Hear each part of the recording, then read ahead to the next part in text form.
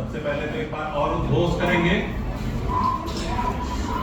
जय श्री राम, जय श्री राम, जय श्री राम, जय श्री राम, जय श्री राम। और एक बार जोरदार तालियां मिली।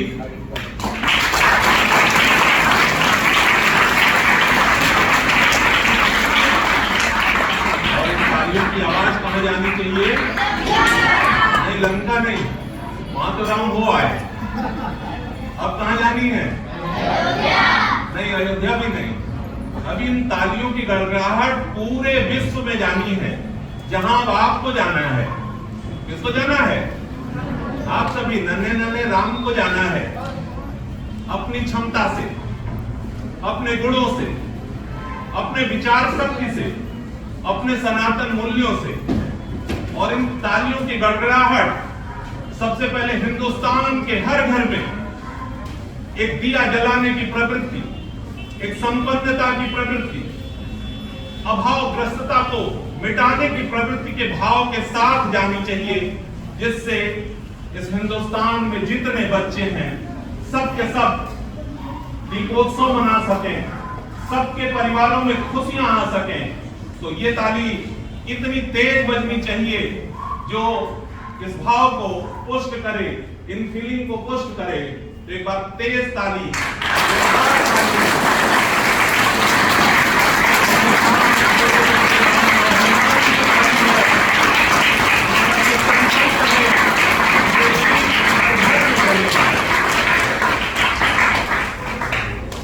गोपालदास नीरज ने दो पंक्तियां लिखी, जलाओ दिए पर रहे ध्यान इतना, अंधेरा धरा पर कहीं रह न जाए।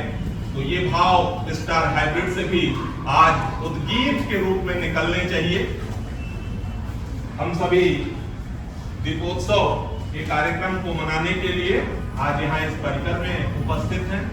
सबसे पहले विद्यालय की प्रधानाचार्य मिसल मैम, हम सबके अत्यंत प्रिय Vinay ji, manager Jitendra ji, coordinator Sania ma'am, Nitin ma'am, अन्य टीचर्स, सबको दीपावली की ढेर सारी शुभकामनाएं।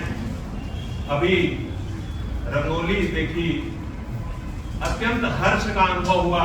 इतना बेहतरीन, इतना सुंदर, इतनी अच्छी कल्पना आप सबके अंदर मन को रोमांचित करती है।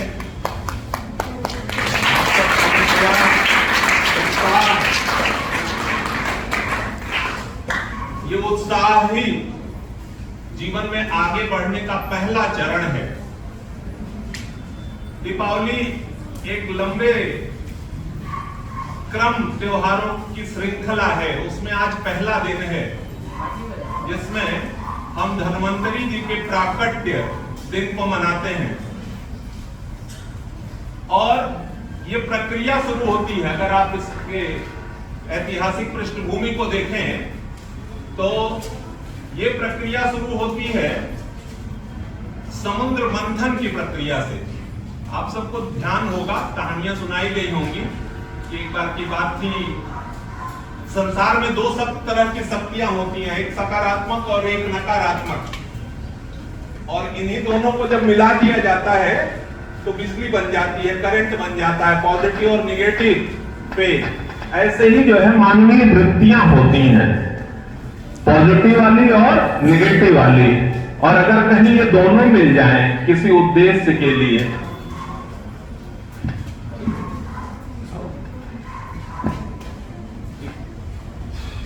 अगर कहीं ये दोनों मिल जाएं तो बहुत ही सकारात्मक बदलाव दिखाई देता है। तो ऐसा ही एक बार देवताओं और असुरों में एक इस तरह की संधि हो गई कि चलो कुछ अच्छा खेल खेलते हैं, कुछ पॉजिटिव करते हैं। और समुद्र मंथन की प्रक्रिया शुरू हुई। समुद्र मंथन की प्रक्रिया में सबसे पहले पॉइजन निकला, एक विष निकला कालकूट नाम का। इसी तरीके से मानवीय जीवन में भी जब हम विचार मंथन करते हैं, अपने अंदर के सकारात्मक और नकारात्मक पहलुओं को जब हम मथते हैं, तो पहले हमारे अंदर के जो विकार होते हैं वो कालकूट की तरह से, पॉइजन की तरह से निकलते हैं। और जैसे जैसे ये प्रक्रिया बढ़ती जाती है, हमारी सोच सकारात्मक होती जाती है। मंथन का मतलब अभ्यास है, हम अभ्यास करते जाते हैं। तो समुद्र मंथन की प्रक्रिया में 14 रत्न निकले, उसमें से जो है इंद्र के लिए ऐरावत निकला, मतलब ऐरावत आया तो उसको इंद्र ने धारण कर लिया। इसी तरह से एक बहुत ही अच्छा घोड़ा निकला वज्रश्रवा, तो उसको राजा बलि ने धारण कर लिया। लेकिन उसी प्रक्रिया में लक्ष्मी जी निकली, अर्थ मतलब इकोनॉमी जो है, तो उसको भगवान विष्णु ने धारण किया। अब ये प्रश्न उठता है कि लक्ष्मी को विष्णु ही धारण क्यों करते हैं? तो विष्णु का मतलब होता है जो जय कर सके, जिसमें जीतने का सामर्थ्य हो, उसी के पास अर्थ रहता है, वही संपन्नशाली हो सकता है। तो हम सबके अंदर कौन सा पावर आना चाहिए? बोलो, जीतने की शक्ति, ठीक है ना? इतना विल पावर हो कि हमारे सामने जो भी कुछ हो उसको हम जय करने की क्षमता रखें। और जब हम ऐसा करेंगे तो हमारे पास प्रॉस्पेरिटी आएगी। संपन्नता जो है ये समाज के लिए बहुत जरूरी है। तो ये तो एक ऐतिहासिक पृष्ठभूमि हुई। दूसरा, आज के दिन भगवान धन्वंतरी का अवतार हुआ। हम मान सकते हैं कि आयुर्वेद मिला। आयुर्वेद चिकित्सा की सबसे पुरानी प्रणाली है, जिसका उद्देश्य मनुष्य को संपूर्ण आयु प्रदान करना है। एक सामान्य मानक में 100 वर्ष का जीवन माना गया है कि 7 वर्ष तक हमारी आंखें अच्छे से देखें, कान अच्छे से सुने।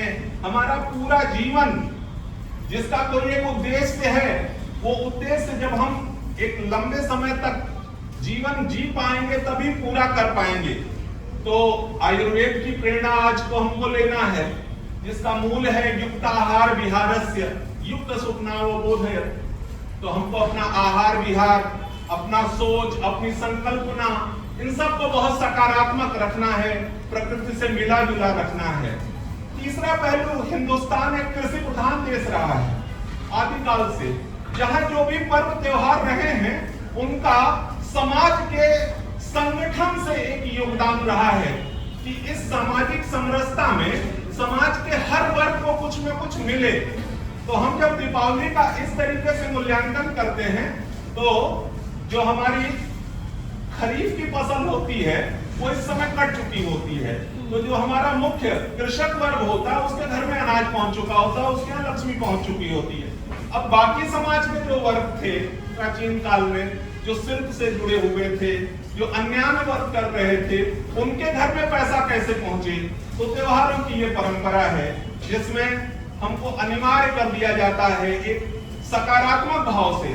मतलब कोई प्रेशर नहीं दिया गया, फिर भी एक तरह का प्रेशर है कि आप इन सारे त्योहारों को जब मनाएंगे तो कुछ ना कुछ कुम्हार के यहाँ के दिए खरीदेंगे, उसके घर भी पैसा पहुंचेगा। तो इकोनॉमी ट्रांसफर होगी, समाज में संपन्नता आएगी, और जब संपन्नता आएगी तभी सुख मिलेगा।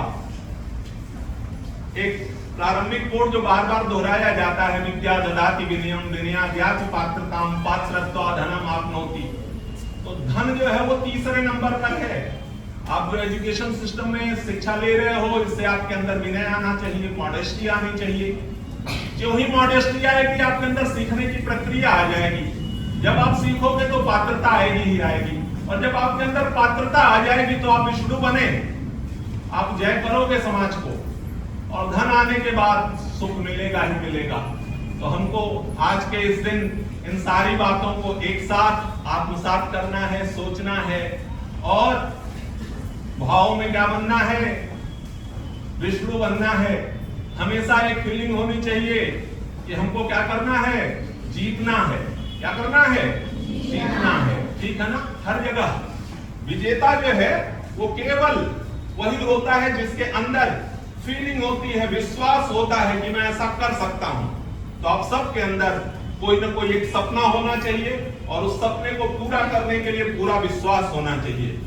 मुझे पूरा विश्वास है कि यहाँ शिक्षकों का जो मंडल आपको मिला हुआ है, वो आपके अंदर निरंतर ऐसा विश्वास जो है जागृत करेगा। हमने श्री राम का उद्घोष किया। सबसे बड़ी बात जो भगवान राम की मुझे प्रेरित करती है। लंका जीतने के बाद लोगों ने कहा, सजेशन दिया कि ये तो बड़ी अच्छी नगरी है, सोने की है, क्यों न यहीं बस जाया जाए। तो भगवान राम ने कहा, जननी जन्म भूमिश्च स्वर्गात् तदपि गरीयसी। संसार में दो चीज का कोई तोड़ नहीं है, एक मातृशक्ति का, माता के स्नेह का, और दूसरा जिस मिट्टी में हम जन्म पाए हुए हैं। तो हमारे अंदर भी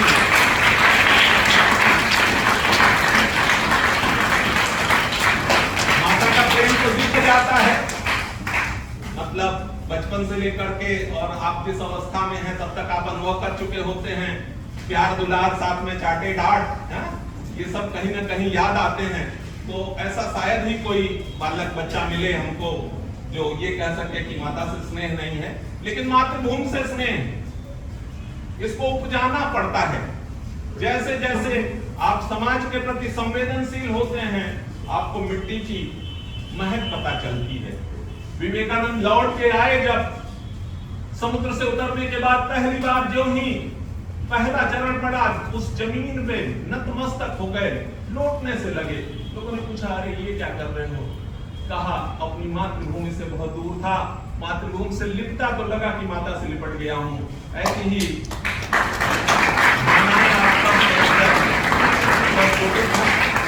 शब्दों के साथ एक बार फिर से उद्घोष, जय श्री राम, जय श्री राम, जय श्री राम, जय श्री राम।